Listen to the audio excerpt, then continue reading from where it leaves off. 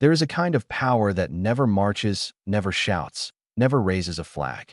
It moves quietly, shaping the fate of nations from counting houses, trading posts, and dimly lit ports. In the 19th century, few families understood that quiet power better than the Sassoons. They came to Asia not as conquerors, but as exiles, forced from their home in Baghdad, carrying little more than their name, their connections, and a talent for negotiation that would one day shift the flow of global trade. Shanghai, still a frontier of wooden docks and river mist, was waiting for someone to shape it. Quietly, patiently, almost imperceptibly, the Sassoons did exactly that. Their warehouses lined the waterfront. Their agents crossed oceans. Their ships moved with the steady rhythm of empire. And before long, they became central to the most controversial trade of their age, a trade that reshaped China and echoed across continents. But this is not a tale of villains or heroes. It is a story of survival, of opportunity, of a world where borders were loose, loyalties were fragile, and fortunes rose in the spaces between law and empire. Tonight, as the world quiets and you settle into the slow rhythm of this narrative, we'll walk together through the alleys of old Shanghai, into counting rooms where ledgers whispered of rising empires, and into the decisions that turned a refugee family into one of history's most enduring dynasties. This is the story of the Sassoons, the exiles who built a trading empire, the merchants who shaped Shanghai, and the dynasty whose influence reached far beyond the harbors where their ships once anchored. Comment and tell me where you're listening from, and if you'd like more stories like this, you can subscribe for daily documentaries. Chapter 1. Origins: the family expelled from their homeland. There are stories that begin with triumph, and stories that begin with exile. The tale of the Sassoon dynasty begins with the soft sound of doors closing behind them, not by choice, but by decree. In the early 1800s, Baghdad was a city poised between old empires and new ambitions. Narrow streets carried the scent of spices and river reeds. Merchants bargained in shaded courtyards, scribes copied letters by lamplight, and commerce followed ancient pathways that stretched across the Middle East. And in the heart of this city lived the Sassoon family, respected traders, community leaders, and keepers of long-standing commercial networks. Their world was stable, predictable, rooted in tradition. Until the moment it wasn't. Power in Baghdad shifted with the desert winds that a new governor tightened his grip on the city, imposing harsh restrictions on merchants he felt threatened his authority. David Sassoon, the family's quiet but sharp-minded patriarch, became caught in the tightening net of political suspicion. Rumors spread, taxes rose without warning, and favors once relied upon were swiftly withdrawn. What began as pressure soon hardened into persecution. One evening, as the Tigris River slipped past the city walls in silence, David made a decision that would echo for generations. The family would leave Baghdad, not out of defeat, but survival. A single step onto the road of exile that would eventually lead them halfway around the world. They carried almost nothing that would hint at the empire they would one day command. A few ledgers, some letters of credit, a name that still held respect in the merchant world, and a quiet determination to rebuild, no matter where they landed. Their first refuge was in the Persian Gulf, where David studied every harbor and every ship that drifted across the horizon. That he watched the merchants who thrived there, not with envy, but with calculation. He understood something that others dismissed. Global trade was changing, and the center of opportunity was shifting eastward. Across the Arabian Sea, British influence was expanding. Bombay, a city of steamships, cotton mills, and restless ambition, called to him like a distant signal that it was not home. Not yet. But it offered something Baghdad no longer could: space to begin again. The family resettled there quietly, almost anonymously. A rented home, a modest warehouse, a desk near the docks where David spent long hours observing the rhythm of British commerce. Ships came and went with the predictable certainty of tides. Cotton flowed one way, silver another. And through this steady flow of goods, David saw the early blueprint of an opportunity few others recognized. He understood people before he understood markets. And he understood markets because he understood human need. That combination, gentle, precise, unhurried, became the foundation of his rise. Soon, the Sassoon name returned to ledgers, then whispers, and eventually to negotiations held in dimly lit rooms where British officials and Eastern traders gathered. That David's approach was always the same: calm, measured, respectful. He didn't seek dominance, he sought presence, and presence, as he learned, was far more durable. Within a few years, the family established offices along the Bombay waterfront. Their warehouses grew, their ships multiplied, and letters from merchants across Asia addressed to Mr. David Sassoon, Esq. arrived by the bundle.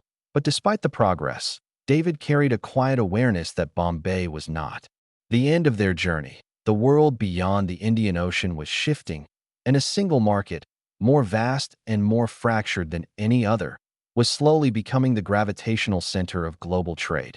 China, at a place of dynasties, ports, conflict, an unimaginable scale, that a nation caught between tradition and foreign intrusion. Its coastal cities were beginning to open, not willingly, but through the pressure of expanding empires. And in that fragile opening, David sensed a path, not toward conquest, not toward rule, but toward influence built carefully, subtly, and meticulously, the way only a family shaped by displacement and resilience could understand. By the time whispers of opportunity in Canton and Shanghai drifted into Bombay's markets, David Sassoon had already begun preparing the next chapter of his family's story. The ledgers reflected steady growth, but the real shift happened quietly. In David's quiet calculations and late-night reflections, he knew their future was no longer defined by the city that had expelled them. It would be defined by the cities they would help shape. Cities rising from the edge of empire. Cities where fortunes could grow like tides, and where, in time, the Sassoon name would become as familiar as the sound of ships docking at dawn. But before their rise came the storm. The geopolitical struggle that would plunge China into conflict and open the doors through which global merchants would enter. A storm the Sassoons did not start, but one they would learn to navigate with precision. A story of exile had become a story of ascent, and their journey was only beginning. Before the Sassoons could step into the expanding world of East Asian trade, the global landscape around them began to shift in ways that would alter the fate of nations. And, quietly, it would open a path for a once exiled family to build an empire far larger than the one they lost. The early 1800s were years of tension between China and the Western powers. To outsiders, China appeared immovable, a vast civilization rooted in traditions older than the countries now knocking at its doors. Foreign merchants circled its coastline like ships held in place by an invisible tide. They wanted access, but China held firm to its rules, limiting foreign trade to a single port under strict supervision. Yet beneath the surface, change was already whispering.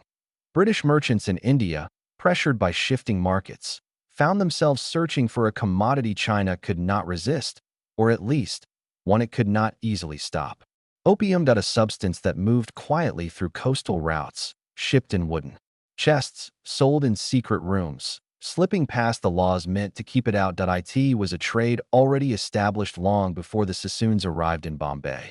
But history often rewards those who understand timing, and David sensed that the conditions forming in China were unlike anything the region had seen before. He followed the reports carefully. Letters from ship captains described rising tension in Canton, growing dependency among local networks, and the slow but unmistakable shift in Chinese society as addiction spread through coastal communities. Officials tried desperately to stop the flow. Merchants tried endlessly to maintain it. And somewhere between these opposing forces, opportunity formed. Still, David did not rush. His greatest strength was patience, the willingness to move only when the moment felt steady, inevitable, and quietly aligned with the current of history. From his office in Bombay, overlooking the restless harbor, he watched the British Empire tighten its influence. Across the seas, factories and mills demanded raw materials. Ships needed routes and cargo. Banks required new markets to justify their reach. Every element of imperial expansion created openings for private merchants who knew how to position themselves carefully between legality, necessity, and demand. The Sassoons, having once lost everything, understood the fragility of stability better than most. And because of that, they built their networks with unusual caution.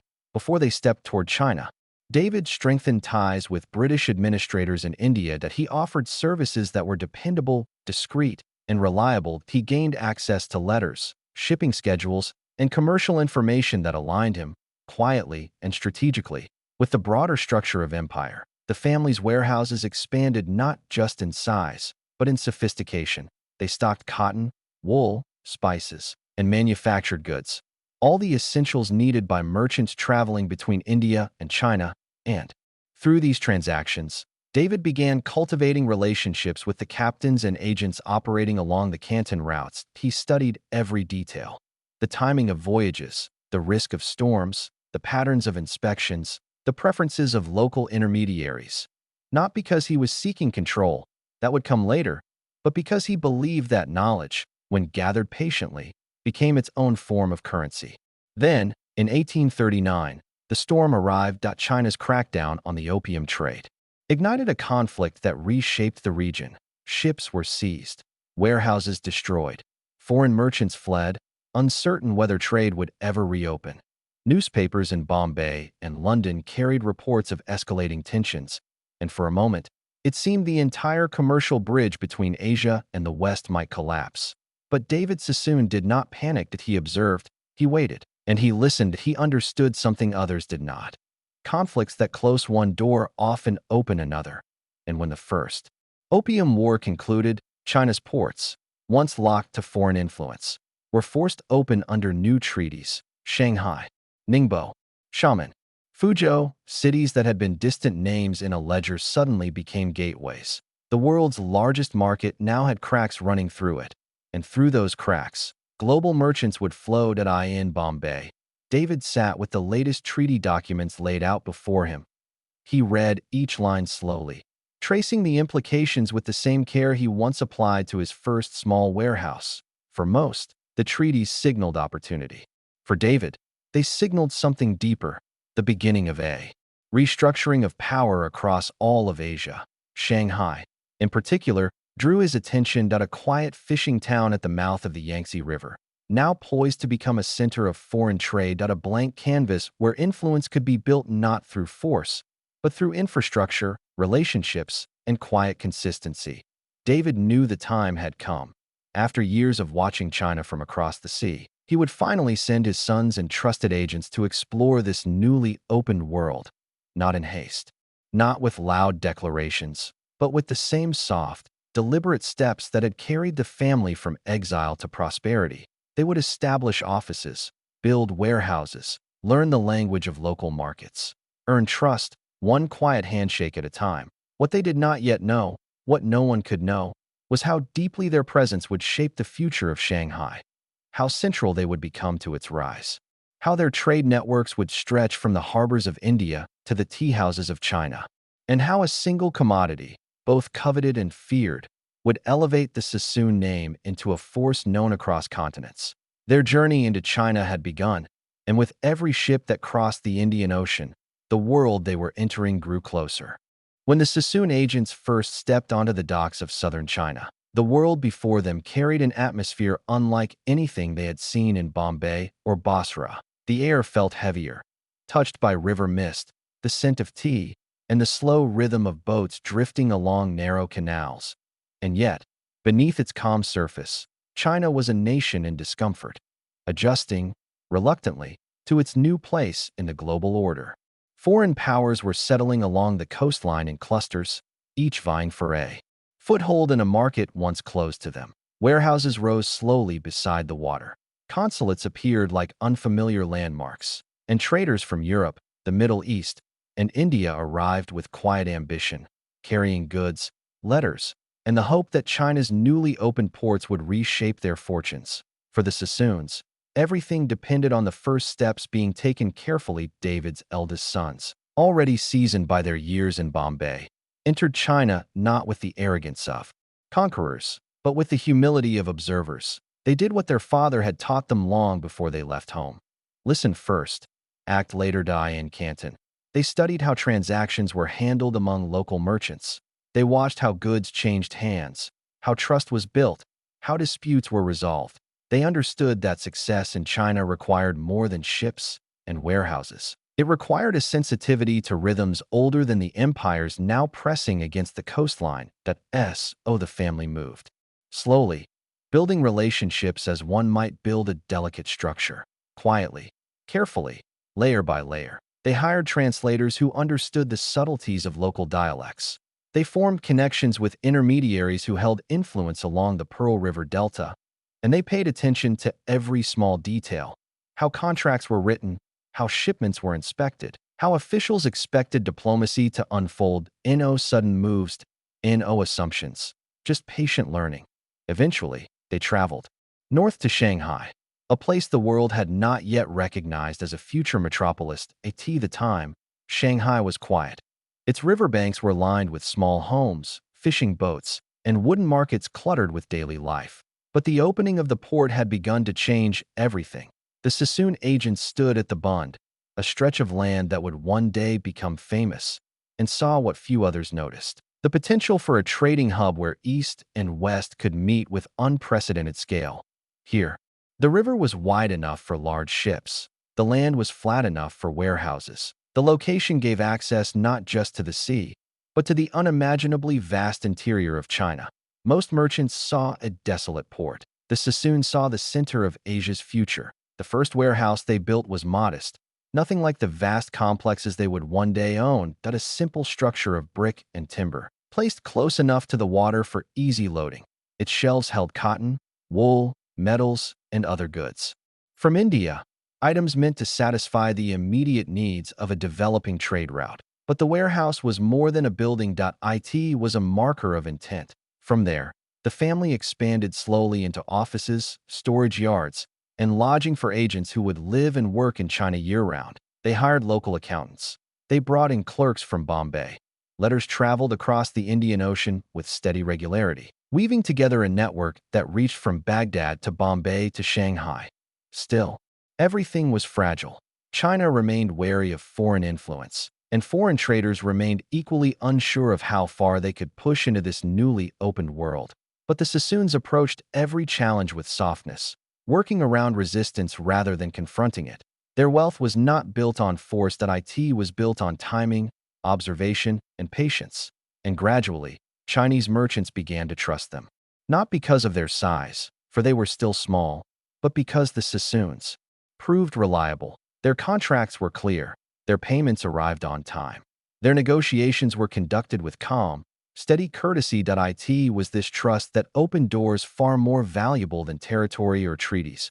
And through those doors, the family gained access to a trade that was expanding faster than any warehouse could hold, a trade that had already reshaped Canton and was now reshaping Shanghai. Opium, a commodity that carried profit for some, devastation for others, and a complex shadow across all who touched it. The Sassoons did not invent this trade. They did not begin it, and they did not guide its early spread. But as the market expanded under foreign pressure, the family began to recognize that opium, controversial, powerful, and deeply embedded in the changing world, would become the defining force shaping global commerce in the region. And as China struggled to contain its influence, the Sassoons found themselves standing at a crossroads: either remain small, cautious traders, or step into the wider world of networks that intertwined India, China, and the Western empires. David, still in Bombay, understood that the decision would shape not just wealth, but legacy. The family had survived exile. They had rebuilt their name. Now, they were on the threshold of an empire unlike anything they had imagined. And soon, their rise would accelerate. Not loudly, not dramatically, but with the same quiet determination that had carried them this far. Chapter 2. A network of quiet influence. How the Sassoons entered the opium economy. The rise of the Sassoons in China did not begin with a sudden leap, nor with any dramatic declaration of intent. It began instead with a quiet shift, a gradual alignment of circumstances, markets, and relationships that pulled them, step by soft step, toward the trade that would define their name across Asia. By the time their first warehouse stood on the banks of the Huangpu River, the flow of commodities between India and China had already taken on a rhythm shaped by forces far larger than any individual family. Western powers pushed for open access. Chinese officials pushed back. Local merchants navigated the uncertain space between resistance and necessity. And within this tension, opium moved steadily along the coasts, an unspoken presence in nearly every negotiation. For the Sassoons, the decision to engage with the trade did not arrive as a single moment that it unfolded like a slow, deliberate exhale. In Bombay, David Sassoon oversaw shipments of cotton and textiles through routes that frequently intersected with opium carriers. The British East India Company had long established the systems through which poppy was cultivated, processed, and transported. Everything, from the auctions to the security, operated with machine-like precision. The infrastructure already existed, the demand already existed, and the ships carrying opium out of India often passed the Sassoon docks on their way to China. First, David observed from a distance. He understood the moral weight, the controversy, the suffering it caused within Chinese communities. But he also understood the reality of global trade at the time.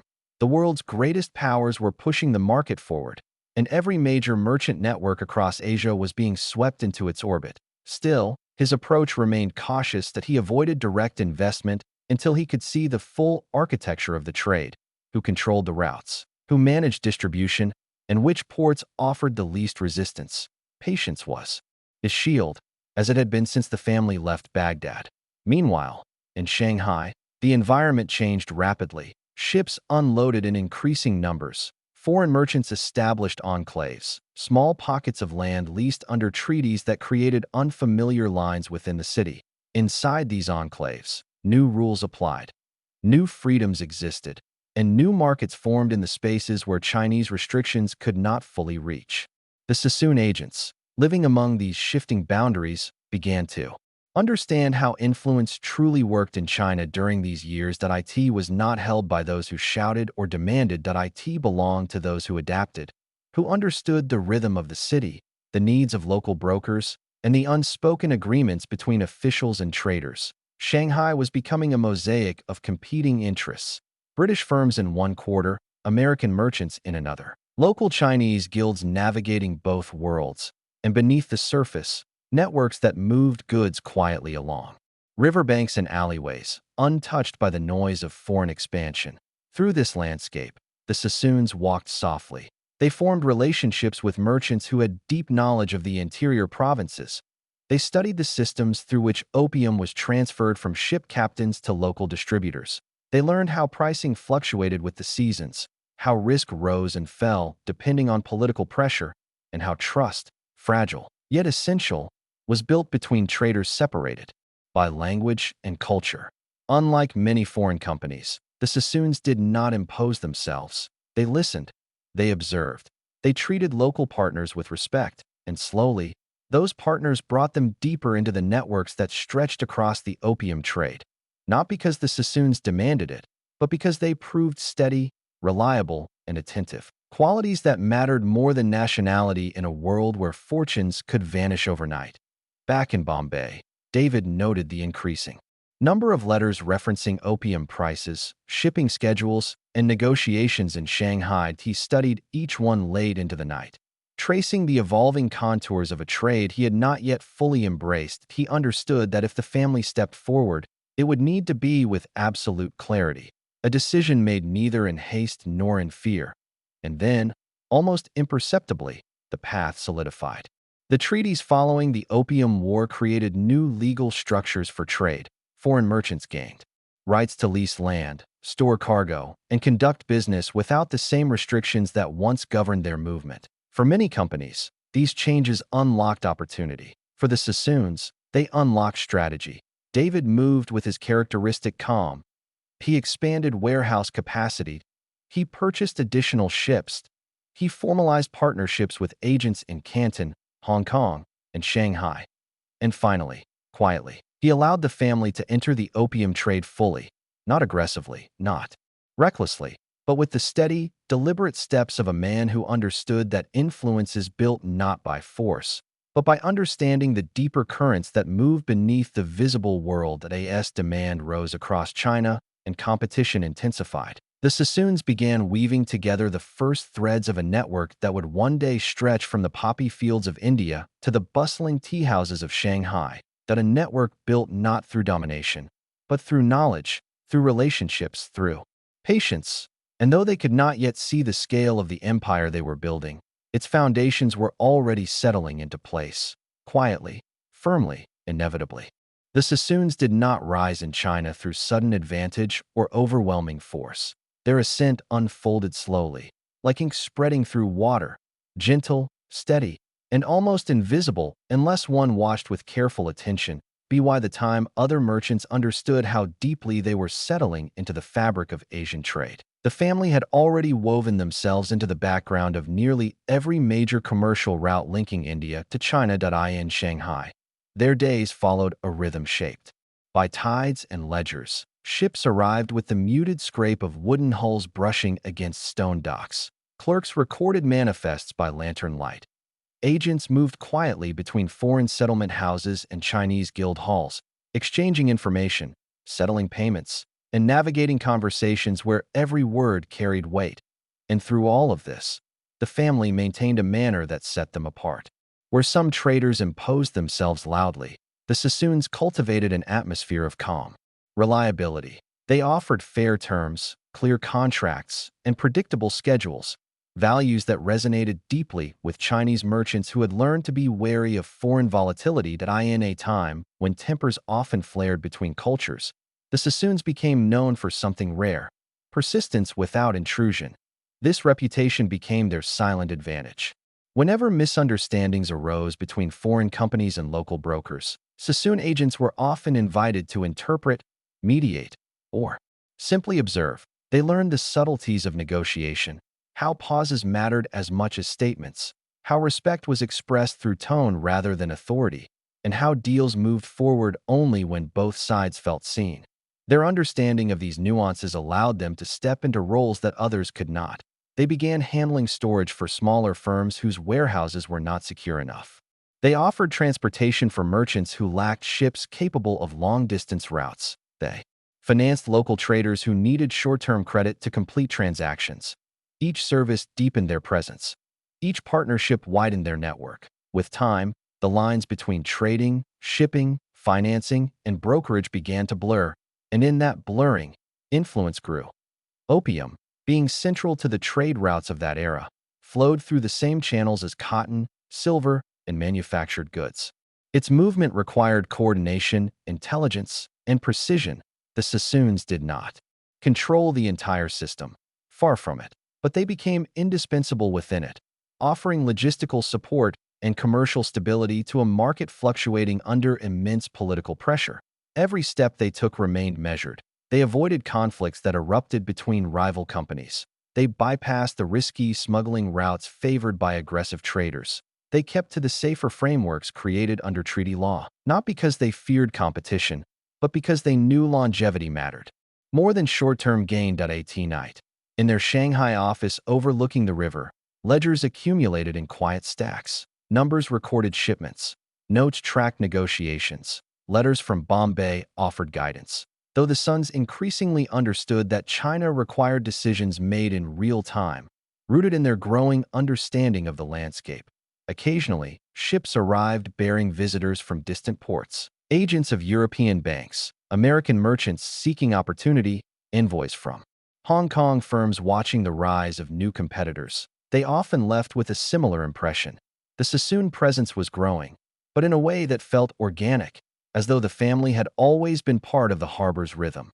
Meanwhile, the world around them changed with an almost unsettling speed. To Shanghai's once quiet waterfront filled with new buildings. Stone replaced timber. Gas lamps lined the streets. Foreign officials established courts and councils. Chinese merchants adapted with remarkable resilience, forming alliances and navigating the shifting terrain with strategies informed by centuries of local wisdom. The Sassoons moved within this evolving world like careful guests, never assuming ownership, always observing, gently adjusting their position as the city expanded around them. And through this attentive posture, they found themselves increasingly entwined in decisions that shaped regional trade, not through authority, not through force, but through presence. Their network reached from coastal warehouses to inland brokers, from captains who trusted their schedules to financiers who trusted their word. In a world where uncertainty governed every tide, the Sassoons became a rare point of stability. It was this stability, quiet, consistent, unassuming, that allowed them to expand further. Their shipments grew larger, their partnerships more numerous, and their understanding of the Chinese market more intricate with each passing season. But as their influence expanded, so did the complexities around them. Foreign powers continued to pressure China for greater concessions. Local officials struggled to maintain equilibrium, and the demand for imported goods, including opium, created tensions that rippled through every layer of society. The Sassoons stood at the intersection of these forces, balancing opportunity with caution and growth with restraint. They did not yet foresee the scale of the empire their networks would one day support. For now, they focused on the immediate steps, the deliberate, careful decisions that had always guided them. Quiet expansions, measured risks, steady relationships. And as the second decade of their presence in China unfolded, the family reached a turning point, a moment when their influence, once subtle, began to take a new shape. Not dominance, not control, but a level of integration into the fabric of East Asian trade that would define the next phase of their rise, that a rise built on patience, on understanding, and on an exile's determination never to lose their footing again. By the time the Sassoons had spent several years moving quietly through China's coastal trade, the world around them had begun to shift in ways that favored those who understood subtlety over force. Where some merchants rushed to seize the most visible opportunities, the Sassoons focused on the foundation beneath them, the slow, deliberate building of a structure that could withstand political storms, economic fluctuations, and the uncertainties of a rapidly changing empire. Shanghai continued to grow as an international port, and with every new building along the bund, the family found new paths opening before them. Yet, despite their expanding presence, there was nothing ostentatious about the way they operated. Their offices were busy but never loud. Their ledgers grew thicker but stayed neatly stacked. Their agents were seen everywhere in the port districts, yet always moved with the soft, composed efficiency of those who preferred understanding over persuasion. As more foreign companies poured into China, competition intensified. Some firms relied on aggressive pricing. Others pressed local officials to secure advantages. Many burned brightly for a moment, then collapsed under the weight of their strategies. In contrast, the Sassoons strengthened their roots. They expanded their warehouses with modest precision, ensuring every new structure served a clear purpose. They maintained relationships not only with foreign traders, but with Chinese intermediaries, interpreters, and guild leaders, individuals who understood the local environment more deeply than any treaty or contract ever could. And they treated these relationships as long-term commitments, not temporary conveniences. Slowly, this created an unusual dynamic. While some firms controlled more ships and some commanded more political backing, the Sassoons possessed something rarer, an expanding network of goodwill.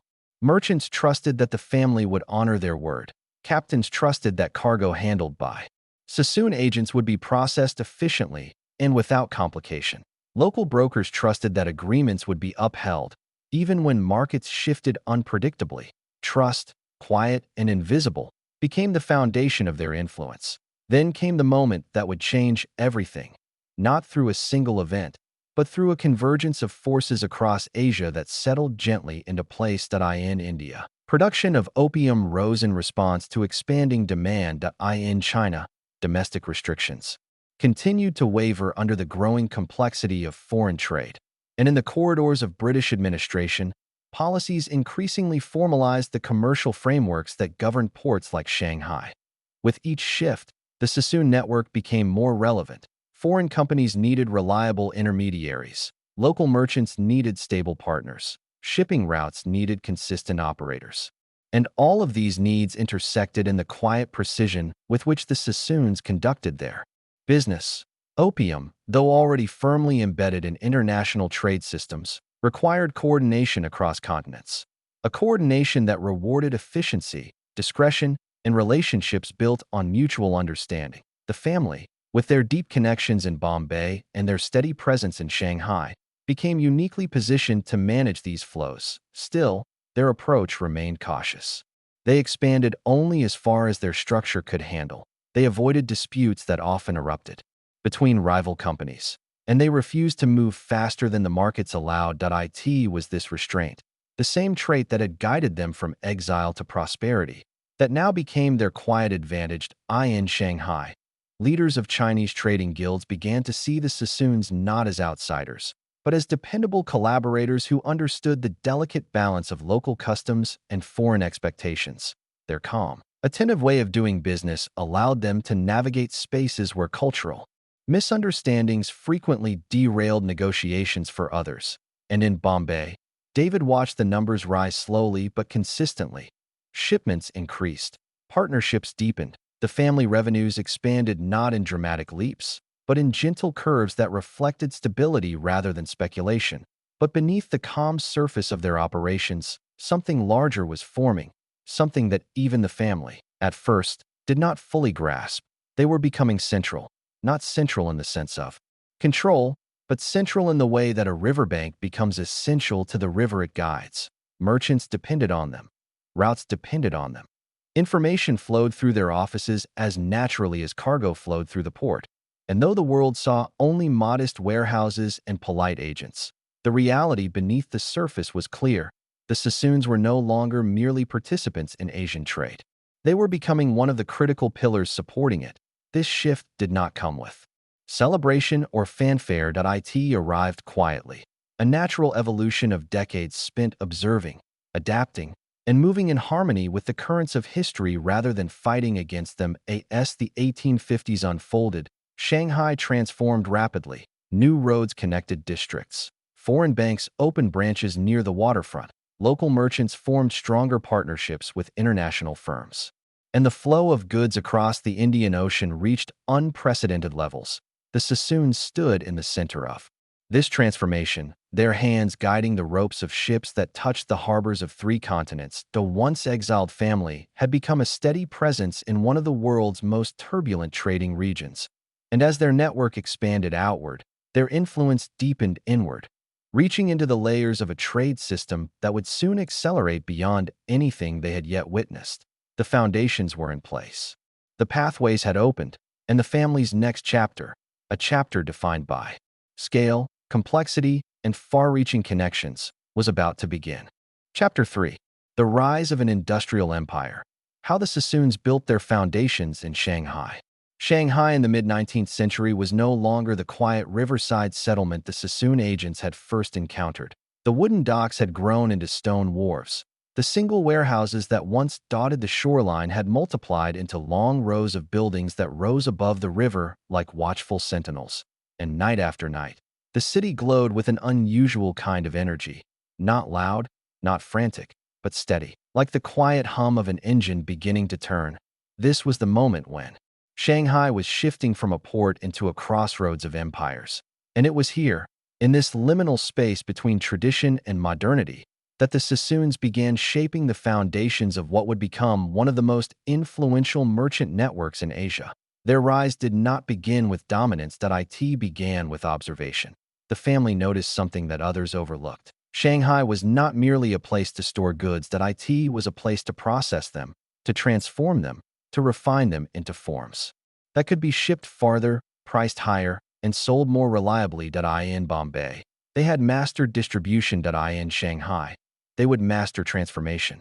And so, with the same quiet deliberation that marked all their decisions, the Sassoons began to acquire land just beyond the main waterfront, parcels of soil that seemed modest at first glance, but which held immense value as the city expanded. These plots soon became home to early processing centers, not loud factories, but carefully managed facilities where cotton was sorted, where wool was cleaned and packed, and where imported goods were prepared for inland markets. These operations strengthened the family's legitimate commercial presence and offered stability to partners who required consistency amid shifting political winds. The more their infrastructure grew, the more their reputation deepened. Merchants who once worked with the Sassoons out of convenience now sought them out intentionally, drawn by their reliability. Local brokers began steering business toward their compounds, confident that agreements would be honored without unnecessary friction. In a city filled with new ambitions, the Sassoons stood out for their lack of haste. They did not attempt to control markets. They did not rush into risky disputes. They did not push themselves into positions that required force or influence beyond their nature. Instead, they expanded their operations like gardeners, tending to soil, nurturing roots, and trusting that the branches would grow in their own time. As their presence widened, the family noticed another shift. Shanghai was becoming a place where information traveled faster than goods. Letters moved daily between consulates, merchant houses, and shipping offices. Rumors of policy changes circulated through tea houses and foreign clubs, and in the subtle movement of prices from one day to the next, traders could sense the direction of the markets long before official notices arrived. The Sassoons, attentive and patient, positioned themselves at the center of this flow. Their agents visited counting rooms, dockyards, and exchange houses, always listening, gathering details, never imposing. They learned which routes were safest, which ports were tightening inspections, which guilds were rising in influence, and which administrators were quietly shifting their stance toward foreign merchants. Information became their hidden strength. Not intelligence in the sense of espionage, but awareness, a soft but steady understanding of how the environment evolved from week to week. And with this awareness, they began making decisions that others could not yet see the purpose of. They expanded warehouse capacity long before demand required it. They secured transport contracts months before rival companies realized supply would tighten. They built strong ties with both British administrators and Chinese guild leaders, ensuring that no matter how political conditions shifted, their presence remained balanced and secured. It was this calm, measured foresight that allowed their network to strengthen without drawing the attention that often followed more aggressive firms. Meanwhile, Shanghai's transformation continued. Streets were paved. Banks opened in buildings of brick and stone. Local merchants adapted with remarkable fluidity, merging ancient practices with new systems introduced by foreign settlements. The Sassoons, positioned at the intersection of these evolving worlds, discovered that their unique background, one shaped by exile, adaptation, and multicultural experience, gave them a quiet advantage over firms that approached the region with rigid assumptions. They understood the importance of listening. They understood the necessity of patience, and they understood that respect, once earned, was worth far more than any treaty. It was within this atmosphere that their role in the larger trade routes deepened. Goods from India found their way into Chinese markets. With increasing efficiency, silver returned to Bombay with dependable regularity, and opium, already circulating through networks shaped by global powers, moved through the channels that the family had, over time, learned to coordinate with calm precision. But still, they did not yet dominate the system. Their rise was steady, not sudden. Their influence was expanding, but quietly. They were becoming integral, but not yet unmistakable. That moment was still approaching, carried toward them by the tides of a changing world, the pressures of empires, and the shifting needs of markets that stretched across continents. For now, the Sassoons remained what they had always been: careful builders, shaping their foundations stone by stone, warehouse by warehouse, relationship by relationship, and beneath their calm, meticulous progress lay something deeper. The early outline of a commercial empire that would soon link Bombay, Hong Kong, Canton, and Shanghai in a network so vast that its influence would ripple across decades. They did not foresee the full magnitude of what they were creating, but they sensed its direction. They felt its momentum, and they understood that the city rising around them, this Shanghai of mist, stone, and possibility, would become the heart of their story. A story that was now turning toward growth on a scale that neither they nor their competitors could yet comprehend. As Shanghai's riverbanks filled with new structures and unfamiliar voices, the Sassoons began to sense a quiet shift in their own operations, a widening of their influence that felt less like expansion and more like a deepening of roots. What had begun as a simple attempt to rebuild their lives after exile was now evolving into something far more intricate, a network that connected continents, cultures, and commodities with the soft, deliberate steadiness of a tide moving in from the sea. The world around them was becoming sharper, faster, more interconnected. Steamships replaced slower vessels. Telegraph lines crept across oceans and borders, and treaties reshaped markets with a subtle force that often left individuals scrambling to adjust their strategies. But the Sassoons did not scramble. They watched, they listened. and they adapted with a careful tranquility that set them apart from the turbulence of their in Shanghai. Their presence grew through modest expansions, additional warehouses, new offices, quiet acquisitions of land near the river. Each building was chosen not for its size, but for its position, its potential, and the stability it offered in an environment where certainty was scarce. Trade routes through the South China Sea were unpredictable. Political tensions in Canton rose and fell with little warning. And shifting alliances between Western powers created constant changes in tariffs, regulations, and port policies. But across these uncertainties, the Sassoon network remained dependable, almost serene. Their clerks maintained meticulous ledgers, tracking the movement of cotton, wool, metals, and manufactured goods with a precision that allowed them to foresee shortages before they appeared. Their agents built relationships with ship captains and harbor workers, learning which routes were safest during particular seasons, which ports offered the fastest offloading, and which officials preferred quiet efficiency over elaborate negotiation. This stable presence attracted partners who needed reliability in a world where markets swayed with every shift of the political winds. Some were small Chinese brokers searching for trustworthy foreign allies. Others were large Western firms seeking intermediaries who understood local customs better than they did. And some were independent traders, navigating the thin line between opportunity and risk, drawn to the Sassoons because they offered a rare combination of fairness and foresight. The families' influence expanded not through force, but through interconnection. Every partnership became a thread. Every warehouse became a node. Every ship became part of a larger rhythm, a quiet, coordinated movement of goods that linked the coasts of India to the harbors of China. Through these channels, opium continued to flow as part of the larger trade architecture of the It was a commodity already embedded in global commerce long before the Sassoons arrived, its routes laid out by systems far beyond any single family's design. But as a merchant house operating across both India and China, the Sassoons found themselves positioned within the same movement of goods that defined the international market of their time. Still, the family approached this with the same caution they applied to everything. They avoided confrontations that arose between rivals competing for control. They stayed distant from smuggling operations that offered high returns but unpredictable consequences, and they committed to consistency, to predictable pricing, dependable schedules, and clear agreements that reassured their partners on both sides of the ocean. Consistency, in an age of upheaval, became its own form of power by offering stability. The Sassoons earned something even more valuable than profit: access.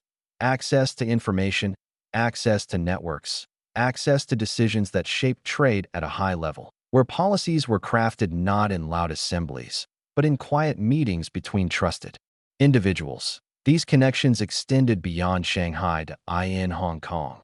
They formed ties with merchant houses who had deep knowledge of Cantonese ports in Singapore. They aligned themselves with traders who controlled crucial shipping channels in Bombay. They strengthened their presence so thoroughly that their name became synonymous with dependable logistics across the Indian Ocean. And in these connections, the family discovered something profound. Their strength did not come from any single location. It came from the space between locations, from the routes, the relationships, the rhythms that linked distant ports into a single, flowing system. Their empire, though they did not yet call it that, was not built on land alone. It was built on movement, movement of goods, movement of information, movement of trust. It was an empire of currents, not conquest. In Shanghai, evening often fell over their compound with a sense of hushed purpose. Clerks closed their books for the night. Lanterns flickered in upper windows, and ships on the river drifted slowly past, leaving ripples that broke against stone walls in soft, steady patterns. David Sassoon's sons, now seasoned by years in China, often sat together reviewing letters from Bombay, analyzing markets, forecasting supply, understanding the shifting conditions that shaped trade. Every decision they made echoed across continents. Yet, despite their growing influence, the Sassoons themselves remained understated. There were no extravagant celebrations, no displays of dominance, no attempts to overshadow other firms. Their rise continued quietly, almost gently, as though they had learned long ago that the most enduring power is the kind that does not need to announce itself. By the end of the decade, their network stretched farther than even they had initially imagined, and though they still operated with caution, the scale of their operations had begun to attract attention from other merchant houses, some curious, some wary. The Sassoons were becoming a force, not one that loomed, but one that lingered, steady, dependable, undeniable. Shanghai was transforming. So were the global markets, and the family that had once fled Baghdad with little more than resilience and skill was now positioned at the heart of Asia's most complex commercial web. Their next chapter would bring greater expansion, deeper influence, and a level of integration into international trade that few merchant houses of their time could match. But, for now, in the steady glow of Shanghai's lantern-lit nights, they continued to grow quietly, just as they always had. By the time the Sassoons reached their third decade in China, the city of Shanghai had reshaped itself into something unrecognizable from the quiet harbor it once had been. Stone buildings now lined the riverbank like guardians of a new era. Banks ticked through their ledgers in hushed rooms. Steamships glided across the Huangpu with mechanical grace, their engines humming beneath the soft chorus of evening bells. And in the middle of this rising metropolis, the Sassoon presence had matured into something subtle yet unmistakably influential. The IT was not empire in the way the world usually defined it. No flags, no armies, no grand proclamations. Instead, their influence felt like the slow tightening of threads, delicate, nearly invisible, yet strong enough to bind continents in a single commercial rhythm. Their network now moved with the fluidity of a tide. Goods left Bombay on predictable schedules, carried by captains who trusted the family's meticulous planning. Cargo arrived in Shanghai, where clerks sorted, weighed, documented, and redirected shipments with an efficiency that made the Sassoon warehouses among the most respected in the port.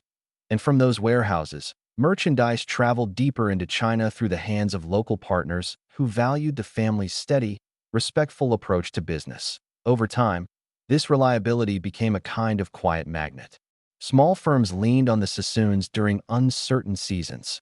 Larger houses collaborated with them to stabilize volatile markets. And intermediaries, the individuals who truly understood the undercurrents of regional commerce, often found themselves aligning with the family because their operations lacked the turbulence that plagued other foreign enterprises. But for all their progress, the Sassoons remained remarkably understated. Their offices held no symbols of triumph. Their ledgers, though filled with increasingly complex routes and rising profits, were kept with the same neat handwriting and steady accounting methods they had used since Bombay. Their agents lived modestly, often in the same neighborhoods as other traders, without seeking the prestige associated with foreign settlements. This modesty gave them something that many larger firms lacked: permanence. When political uncertainty rippled through Canton, the Sassoons continued trading calmly. When rival companies clashed over shipping contracts, the family stepped aside, quietly securing alternative routes. When sudden policy changes threatened to disrupt markets, their diversified operations provided a cushion others envied but could not replicate. And quietly, almost imperceptibly, this steadiness attracted attention beyond Shanghai. British administrators in Hong Kong noted the family's reliability in correspondence. Merchants in Singapore referenced their efficiency when planning regional shipments. And in India, where the Sassoon warehouses in Bombay were entering a new phase of industrialization, the family was becoming synonymous with dependable logistics. The deeper their network became, the more their influence extended across the structure of Asian trade, not as rulers, not as architects, but as essential participants in a system that depended on stability in a world overflowing with change. Opium remained one component of the era's commercial landscape, a commodity that moved within the larger machinery of international trade, shaped by forces that predated the Sassoons. The family's involvement, like that of many merchant houses operating in the region, reflected the complexities of the time more than any independent design. Still, they navigated this landscape with the same slow, deliberate caution that guided every aspect of their rise. They avoided partnerships that carried unnecessary risk. They documented each transaction with precision, and they maintained a network grounded not in dominance, but in cooperation. This approach, steady, careful, and surprisingly gentle, allowed them to integrate into the deepest layers of East Asian commerce. Their warehouses became central nodes. Their agents became sought-after intermediaries. Their ships became fixtures in ports from Hong Kong to Nagasaki. But perhaps the most telling sign of their ascent was something few outsiders noticed. Letters arriving from Europe began referring to the Sassoon firm not as a regional merchant house, but as a continental presence, one whose influence stretched across trade routes as naturally as wind across the Indian Ocean. These letters rarely arrived with urgency. They arrived with respect, and though the family never pursued fame, they could feel the shift. They were no longer navigating Asia. They were shaping part of it, quietly, steadily, with a patience that had become their defining attribute. As the decade drew to a close, Shanghai's nights grew brighter. Gas lamps cast pale reflections across the river. Clerks worked later into the evenings. Ships moved through the harbor in soft procession, their lanterns swaying gently like stars drifting on the surface of the water. And in an office overlooking this quiet spectacle, the Sassoon brothers often sat together reviewing documents by candlelight, sensing that their family, once exiled, once uncertain, once small, had now crossed a threshold. They had built something that could endure, something that could adapt, something larger than any of them had anticipated when they first stepped onto Chinese soil. Their rise was no longer potential. It was momentum. A momentum that would soon carry them from respected traders to pivotal architects of a commercial world that connected India, China, and beyond. Chapter 4. The Machinery of Expansion. How the Sassoons structured a global commercial house. By the time the Sassoons entered the later decades of the 19th century, their rise had taken on a new character, one that felt less like a family rebuilding its place in the world and more like the formation of a quiet institution, a commercial house whose influence extended across oceans with the calm certainty of a well-trained tide. Shanghai had grown louder in those years, though not in the sense of noise. Its streets felt fuller. Its markets moved faster. Its buildings rose taller, stone replacing timber, iron replacing wooden beams. But even as the city transformed, the Sassoons maintained their familiar rhythm, a composed, steady progression that felt almost detached from the frantic ambitions around them. Their offices remained modest, but the decisions made within them grew heavier. Their warehouses remained practical, but the cargo they held shaped economies beyond China's borders. Their relationships remained respectful, but the individuals who sought their partnership now included the most influential merchants, financiers, and administrators operating across Asia. It was during this period, a time of global transition, shifting empires, expanding communication networks, that the Sassoons began transforming their organization from a regional firm into a structured commercial house, not rushed, not dramatic, but with the same slow discipline that had guided them since the night they left Baghdad. David Sassoon had aged by this time. His presence in Bombay had taken on a quiet gravity. Clerks moved softly in his office, aware that they were in the company of a man who had built an entirely new world from the ashes of displacement. But even as age slowed his steps, it sharpened his clarity. He understood something few merchant families recognized early enough. Prosperity required structure, and longevity required succession. So he called for a reorganization.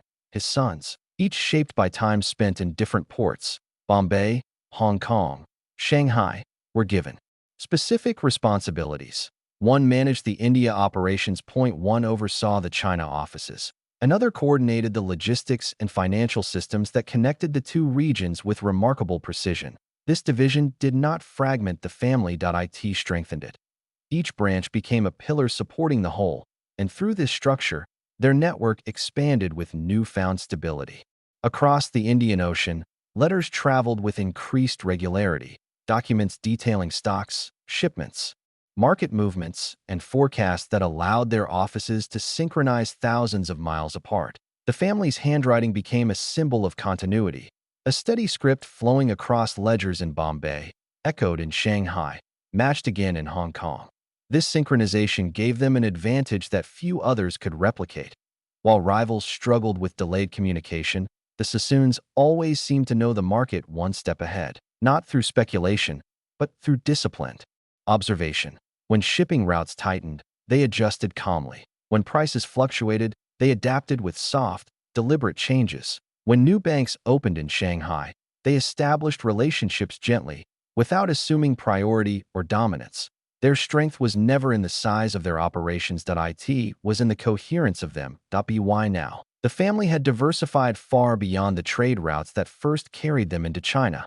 They invested in real estate along the Bund, selecting properties not for their grandeur, but for their position in the city's growing commercial ecosystem. They built warehouses capable of storing not only cotton and textiles, but rice, wool, copper, and other commodities essential to the vast interior markets of China.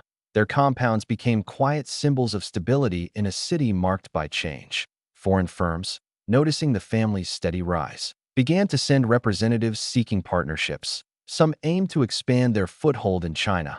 Others hoped to gain access to the Indian markets the Sassoons had mastered. Still others saw the family's logistics network as a lifeline in a world where miscommunication could cost fortunes. And through each conversation, each contract, each carefully phrased agreement, the Sassoons built another layer of their presence. Their rise was not measured in dramatic breakthroughs.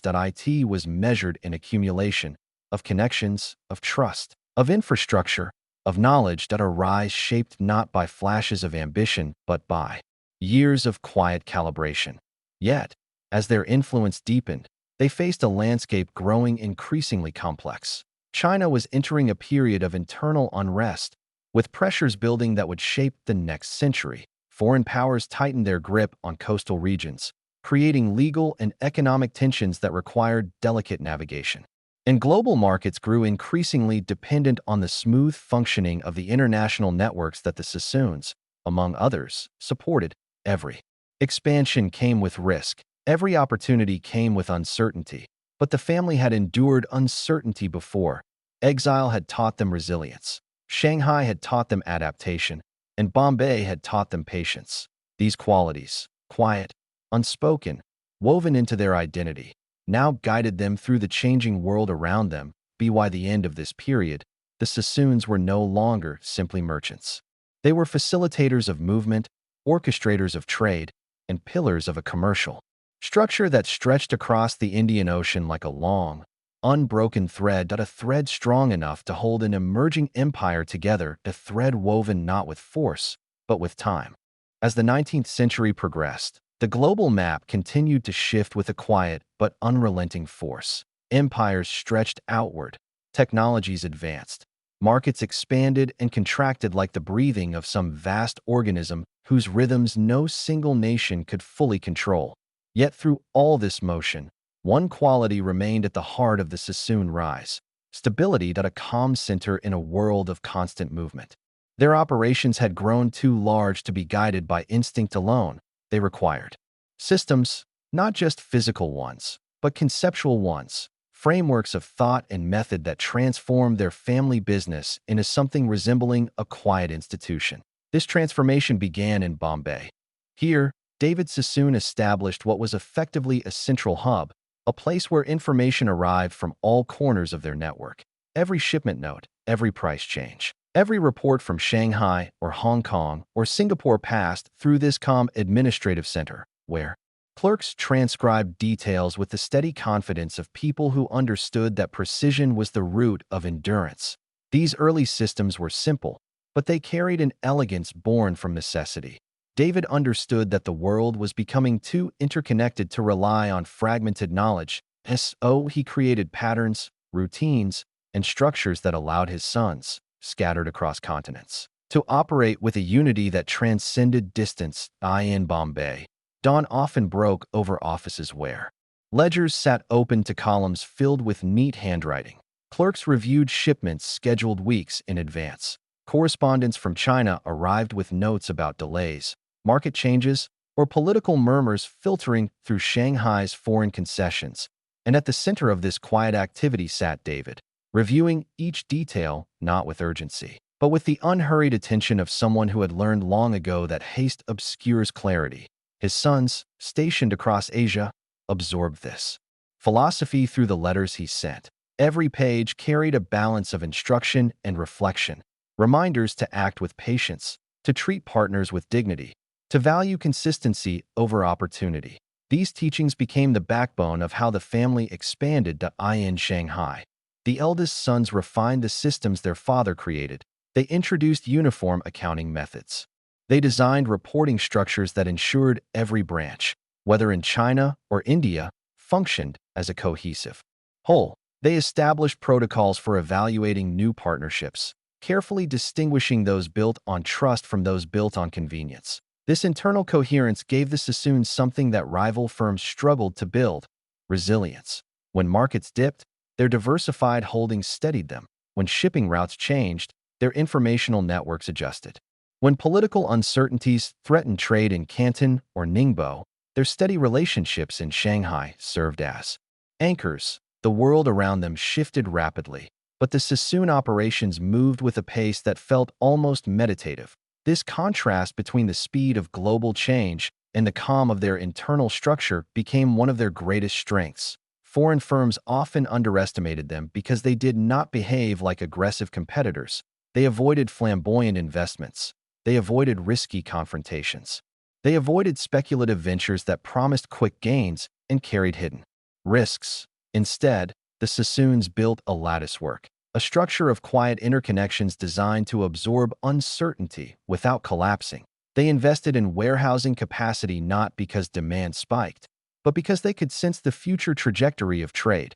They expanded shipping fleets not to dominate routes, but to ensure reliability where other firms faltered.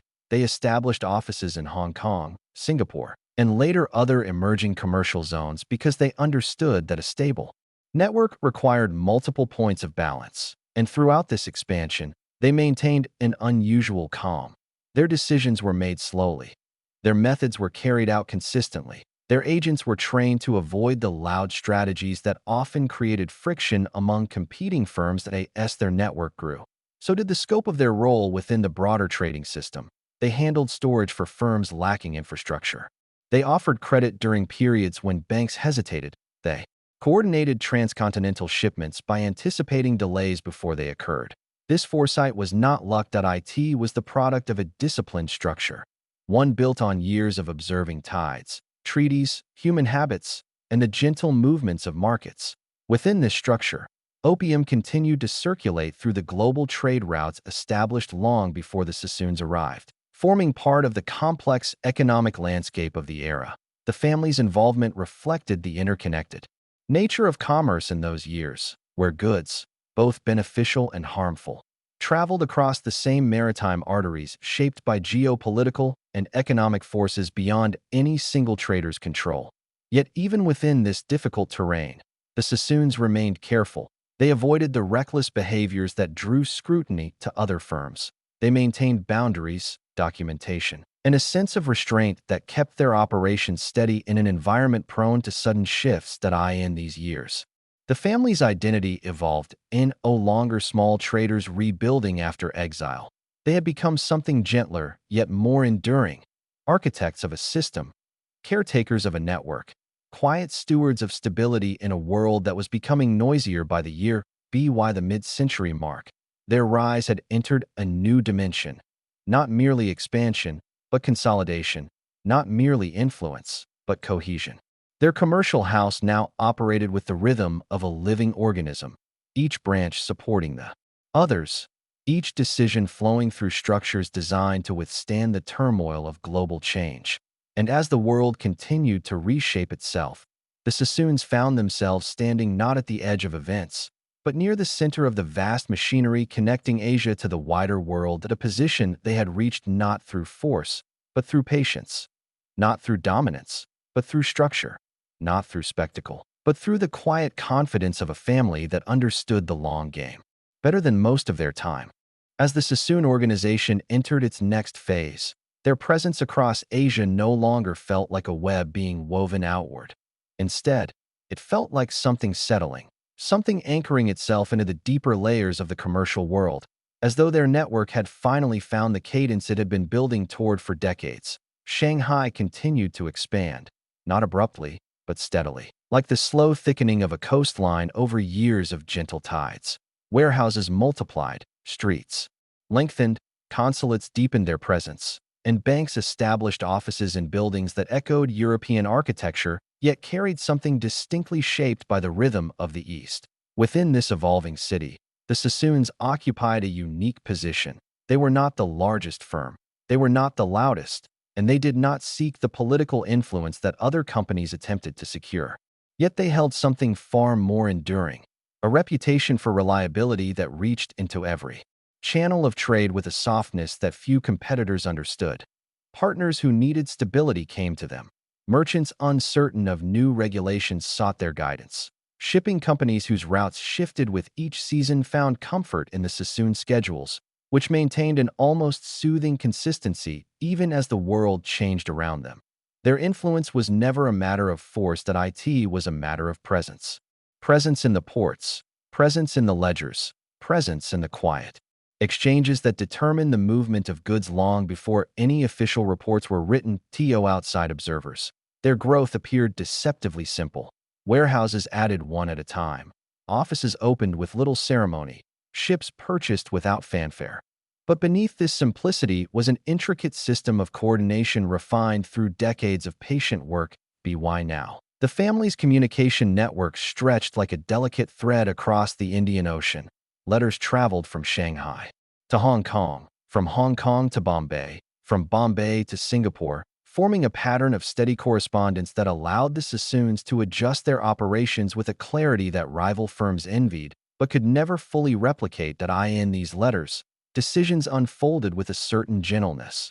There were no dramatic directives, no harsh criticisms, no sweeping demands. Instead, the family spoke to one another with the same calm, composed tone that shaped their business, a tone that emphasized understanding, continuity, and the long view. It was this emotional steadiness that allowed them to survive moments that destabilized others. When political tensions flared in southern China, the Sassoons shifted their attention toward northern ports. When supply issues arose in India, they adjusted their inventories with soft recalibrations rather than sudden changes. When global markets tightened, they relied on their diversified operations to maintain balance. Their strength was not ambition. It was equilibrium. And this equilibrium allowed them to expand into industries beyond trade. In Bombay, they invested in early textile mills, modest at first, designed not to replace trade, but to complement it. The mills operated with the same disciplined routine that defined the family's other enterprises, providing jobs, strengthening local economies, and ensuring that the Sassoon network could withstand fluctuations in global supply chains. In Shanghai, they invested in land that would later prove invaluable as the city transformed into a major international hub. At the time, the acquisitions seemed unremarkable, small parcels scattered across districts. But with each quiet purchase, their presence deepened, turning them into foundational figures in the city's commercial evolution. The family's operations became a kind of connective tissue binding multiple regions together: India's production, China's markets, Southeast Asia's shipping routes, and Europe's financial centers. Yet, through all this, the Sassoons remained remarkably reserved. They did not speak publicly about their rise. They did not boast about their achievements. They did not push themselves into public life or seek symbolic recognition. Their philosophy remained rooted in the same lesson exile had taught them decades earlier: grow quietly, build slowly, endure. And so, by the time their influence became truly visible to the wider world, it no longer resembled the emergence of a new player. It resembled the presence of something that had always been there, steady, subtle, inevitable. Their consolidation marked not a climax, but a settling. A gentle anchoring of the structures they had spent years assembling. A moment when the world around them finally caught up with what they had sensed all along: that global trade was becoming an interconnected organism, and they had positioned themselves at its calm, beating center. From this point onward, the Sassoons would expand into realms larger than commerce alone: financial sectors, real estate, manufacturing, and the complex networks that shaped the movement of goods across continents. But for now, in these years of consolidation, the family stood in the quiet strength of a house built with patience, precision, and an unwavering commitment to long-term endurance. The stage was set, the foundation was secure, and the world was shifting toward a moment when their discretion, their organization, and their transcontinental presence would elevate them into something more than traders. They were becoming symbols of stability in an age defined by transformation. Chapter 5. Legacy in Motion. How the Sassoon influence outlived the world that created it. By the final decades of the 19th century, the world that had once shaped the Sassoon rise was beginning to shift again, gently, then firmly, like a tide pulling back from a shoreline it had spent years reshaping. Empires reconsidered their positions, cities evolved into new identities, trade routes adapted to forces neither merchants nor governments could fully predict. And yet, amid this transformation, the Sassoon presence remained calm and steady, not as a fleeting success, but as something woven into the very infrastructure of Asian commerce. Their rise had never depended on spectacle. That IT had not grown from sudden victories or dramatic consolidations. That IT had grown from patterns, quiet routines, steady decisions, and a respect for the long arc of history rather than the brief moments of opportunity. And because of this, their legacy did not appear in bursts. That IT unfolded gradually, like dawn spreading over the surface of a slow-moving river. In Shanghai, the city had already begun outgrowing the early markers of its transformation. Stone warehouses expanded into districts. Banks multiplied along the bund. Shipping companies built offices that mirrored European capitals and architecture, yet carried the softened influence of the East. And within these changes, the Sassoon infrastructure, the warehouses, the offices, the partnerships, felt almost foundational, not additions to the city, but threads running through its structure. For decades, their name had been quietly spoken among brokers, clerks, and port workers who carried cargo across the wharves. But now it echoed in the more formal chambers as well. The meeting rooms of consulates, the lounges of international clubs, the private offices of bankers planning expansions into Asia. Their reputation, once a whisper, had matured into something steady and enduring. And yet, they carried that influence with the same gentleness that marked their ascent. Their offices were never ostentatious. Their reports remained meticulously handwritten. Their decisions were still drafted with the same soft deliberation that had guided David Sassoon as he built the business from exile. Even as new industries emerged, railways, telegraph lines, industrial manufacturing, the family continued to operate with a posture of quiet observation. They adopted new technologies only when they aligned with their long-term stability. They expanded into new sectors only when those sectors held structural value, not merely opportunity. This restraint became a defining part of their legacy. But legacy, in their world, was not measured merely in structures or profits. The IT was measured in continuity, in the ability of a family, once displaced, to create something so coherent that it could withstand the shifting conditions of an entire era. Their network, once sustained through handwritten letters carried by ship captains, now adapted to the telegraph lines that connected Bombay to Hong Kong and Shanghai. Information traveled faster. Decisions could be synchronized across continents with a rhythm more in tune with the accelerating industrial age. Yet even as the world sped up, the Sassoons did not lose their slow, deliberate identity. They continued to rely on trust, on relationships nurtured across generations, on the soft negotiations that recognized human complexity rather than imposing rigid demands. And this approach allowed their influence to outlive the markets that first elevated them. In Shanghai, generations of port workers recognized their symbol, a quiet acknowledgement of a presence that had shaped not just commerce, but the daily rhythm of the city. In Bombay, the mills they established continued operating with a steady cadence, providing livelihoods to thousands whose families grew up around the hum of textile machines. In Hong Kong and Singapore, their agents maintained long-standing partnerships that younger firms admired for their resilience.